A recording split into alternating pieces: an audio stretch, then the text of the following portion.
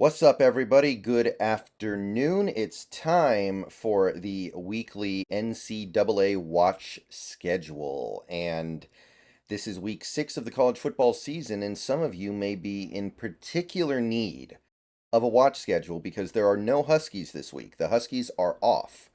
So if you're looking for something else to view and you want to do it from a prospect perspective, here would be my recommendations. Again, we are keeping to the major networks that most people have access to.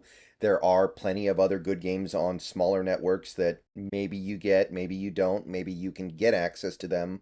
But for the purpose of this series, we're going to keep it to the major channels. So there are some games on Wednesday and Thursday this week, but nothing really of extreme interest. And obviously, Wednesday we're already here, so it might be too late anyway. So we're gonna focus on Friday onward because there's actually two games on Friday, but one of them's on ESPN, 4:30 p.m.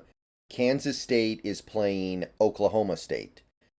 Pretty decent game, and on the Kansas State side, we've got two guys that have become two of my favorites in college football this year. We've got Ben Sinote, the tight end, and Cooper Bebe, the guard. Now he's playing tackle for them, to be clear, but he is probably going to end up playing a guard in the NFL. So that's two guys that I've really started to gravitate towards as we've moved through college football this year. So Kansas State becoming a good weekly watch. Um, and then we swing on to Saturday here, 9 a.m. It starts early like it always does. October the 7th. ABC, the Red River rivalry is renewed. And there are some years where the Red River rivalry isn't all that great, but this year I would definitely check it out. Texas looks like they're really good, and Oklahoma looks like they're pretty good as well. Might be a little bit one-sided towards Texas, but there are good guys on both sidelines in this one. Oklahoma has Danny Stutzman, the linebacker, who I've really grown to appreciate what he's doing so far this season. It seems like every game he's all over the place. He's in the backfield. He's doing everything for that OU defense. And Texas speaks for itself. Quarterback Quinn Ewers, tight end Jatavion Sanders, Devondre Sweat nose tackle, and linebacker Jalen Ford, who is kind of new to this collection, but he's been standing out to me more than once in recent games. So I think it's time to add him to the watch list here. So there's guys on both sides. Texas is one of the most compelling teams in the country right now, so must watch. But they're not the only game that's interesting that's on at 9 a.m. We have a game on Fox at 9 a.m. Maryland has the Bo Bead, safety, who I'm adding to the watch list because he's become one of the more interesting guys in college football at the safety position. Starting to have some standout performances, starting to gain ground as a draftable prospect. And he's playing Ohio State, and Ohio State is stacked with fun to watch guys. My guy, Cade Stover. You've got Donovan Jackson, who I'm not huge on at this point, but still worth watching. Tyleik Williams, love him. Michael Hall Jr., the Edge, Tumo Lowau. And the Edge stuff is, I don't know how interesting that's going to be to most Seahawks fans at this point, but he's a really good player, and I think it's always worth watching the edges at least somewhat, and Tommy Eichenberg at linebacker. So they've got a ton of stuff going on both sides of the ball, and Maryland is not a complete pushover, so this is probably worth tuning into if you have the opportunity to at 9 a.m. on Fox. Okay, now we're going on to 12:30. We've got some games going on in this early afternoon window. Kind of a difficult decision, but what I arrived at was Alabama versus Texas A&M. Alabama, not rife with prospects like they usually are. There's still Dallas Turner, who's been really good this year, and Malachi Moore, who continues to impress me pretty much every week. Really like what Malachi Moore is doing for Alabama. One of my favorite safeties in this class now.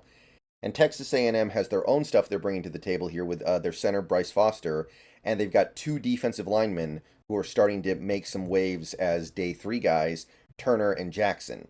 So if you're looking for defensive line sleepers, Texas A&M might have two of them. I like both those guys. They both impressed me last week, and A&M's actually been playing some pretty good football against decent teams. Not great teams, but decent teams. So we'll see what they can bring against Bama. And there's another 12:30 game that I think is pretty compelling. ESPN, this one, got Syracuse, and they've got their tight end, Gadsden the second, who I haven't been crazy impressed with yet, but there's some talent there, there's some potential there, and we got to keep watching, got to keep trying to find the games where he starts to really make a name for himself and stand out as a potential starter in the NFL. And you've got UNC on the other side. And they've got Drake May, who's always kind of compelling to watch. You've got Bryson Nesbitt, the tight end, and you've got Cedric Gray, who maybe I'm going a little too far with it. Maybe one of the best linebackers in college football so far. He's all over the place, and UNC's needed every bit of it. So there's definitely some compelling stuff going on here. I want to see what UNC does coming off the bye. And that gets us to the late afternoon window. We're going to start with a 4 p.m. game, ESPN.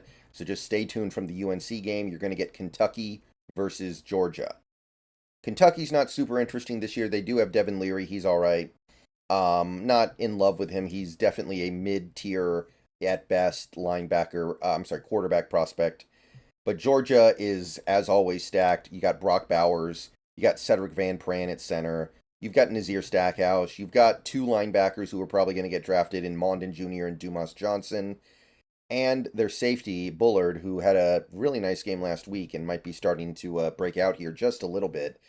So Georgia by itself is always worth watching, I think, if you're trying to find pro prospects. I know Georgia's they're not setting the world on fire this year like they did in previous years, but that's still a very stacked team that's going to send a lot of guys to the NFL next year. 4:30 p.m. on NBC.